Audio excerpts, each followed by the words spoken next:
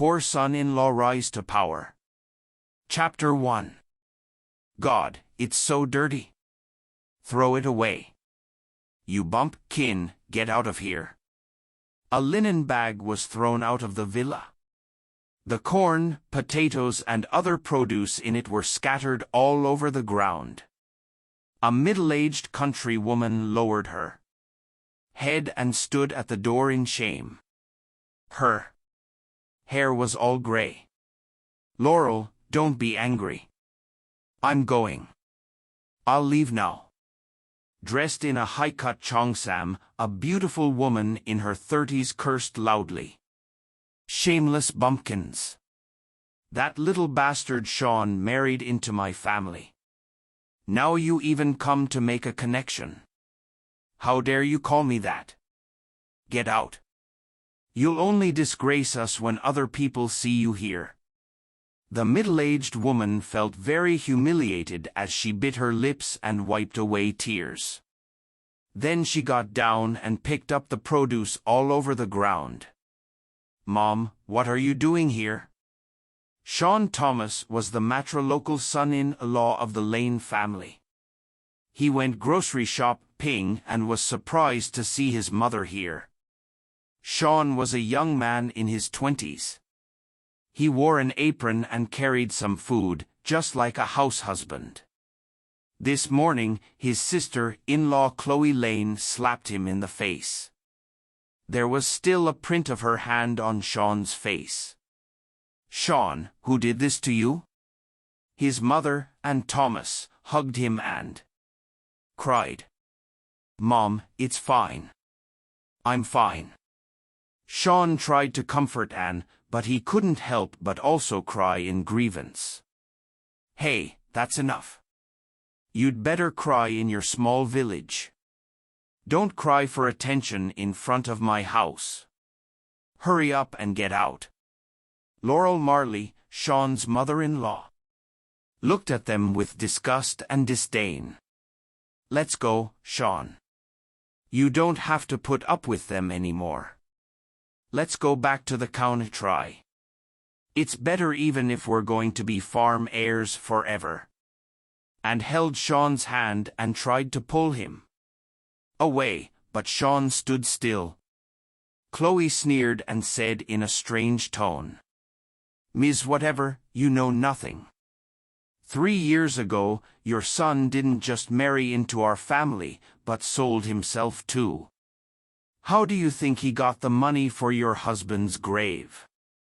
80,000. You should know how much money you had at that time, shouldn't you? My sister has the contract. So, he can't leave. You should go back early on your own. As for your trash son, he needs to stay here to cook and wash. A grown man can't even afford to dig a grave for his father. He's so pathetic when he sold himself to bury his father. The Lanes sneered and looked at Sean with contempt. What? And was struck by the news and fainted. Mom, Mom. Sean shouted anxiously. Ambulance. Please call an ambulance. No, it's none of our business. Just get away from us. Don't die here, okay? What a bad day. Laurel closed the door without mercy.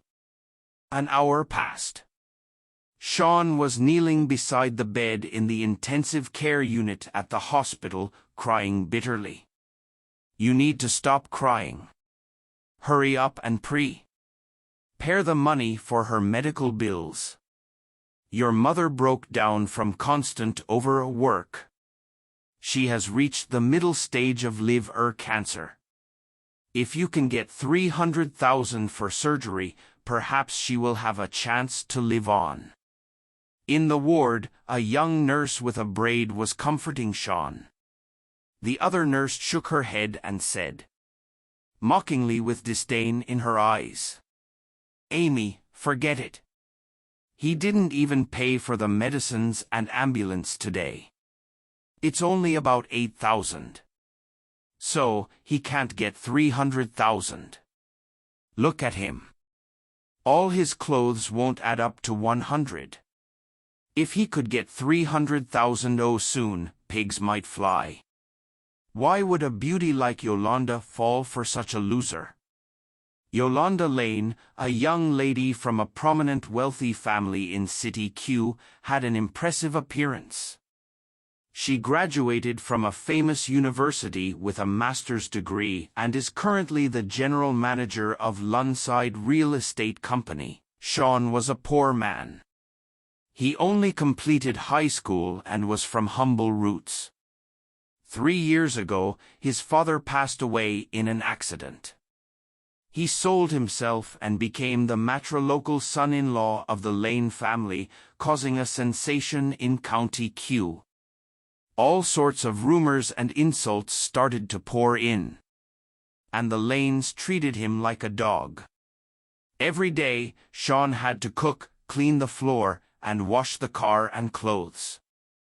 Even the servants could scold and kick him when they were distressed. Laurel and Chloe thought of many ways to humiliate him every day. If it weren't for his seriously ill mother and his sister at school, Sean would have killed himself. 300,000. Sean's face turned pale. He looked highly helpless and painful when he heard he needed that much money. After all, he was penniless. When his father passed away 3 years ago, he couldn't even afford a grave. That was why he became the matrilocal son-in-law of the Lane family. Although the Lanes were very rich, they didn't even give Sean $1. They even wanted him to serve the whole family. At the beginning of this year, Sean's younger sister was going to college. He had to sell his blood and borrow money online to collect the tuition fees. He simply tried every way. 300,000, this bill was absolutely astronomical to Sean. Look at you. What a loser. Anyway, your mother is in the terminal stage of liver cancer. Even if you can get the money, it is tough to save her. Don't waste your money. Just give up. The short-haired nurse mocked Sean. No. Sean stood up from the ground and cried out with scarlet eyes. I will get the money. I must save my mother. Dignity meant nothing to him.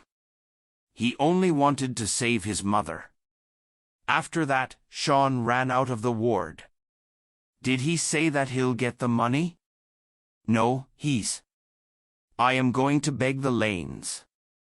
He'd better fawn on them well. The short-haired nurse looked at Sean's back and sneered. Laurel sat on the sofa and was still in that high-cut cheongsam. She was soaking her feet in a basin when Sean asked for money. And she refused right away. Laurel was the second wife of Andres Lane. She was around 35 years old, only a few years older than Yolanda. And Laurel looked like a well-preserved 28 woman.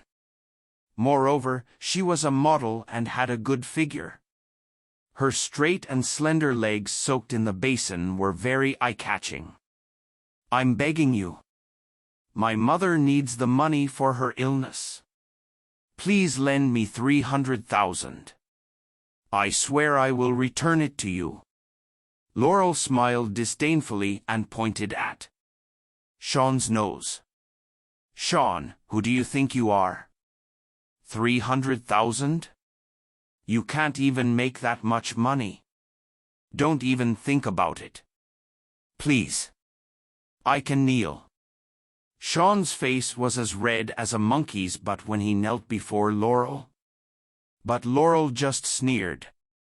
Looking at Sean kneeling in front of her, she felt somewhat delighted. All right, you want money?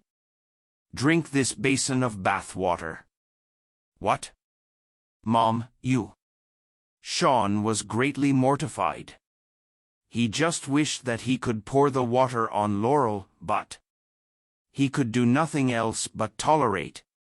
You mean that if I drink the water, you will lend me money? Sean was tempted. He could do anything to save his mother. Just drink it. Laurel took her fair feet out of the basin.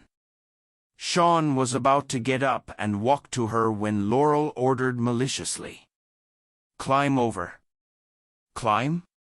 Large tears ran down his cheeks. Sean gritted his teeth and crawled to Laurel like a dog. Drink it. Laurel put her left foot on Sean's shoulder. Meanwhile, the nurse called Amy couldn't help but shake her head and pity Sean. Just as the short-haired nurse thought, Sean did return to the Lanes. Among all the people Sean knew, only the Lanes could afford such a large sum of money. What? You want 300,000? No, I don't have that kind of money. Sean raised his head and saw her sexy underwear.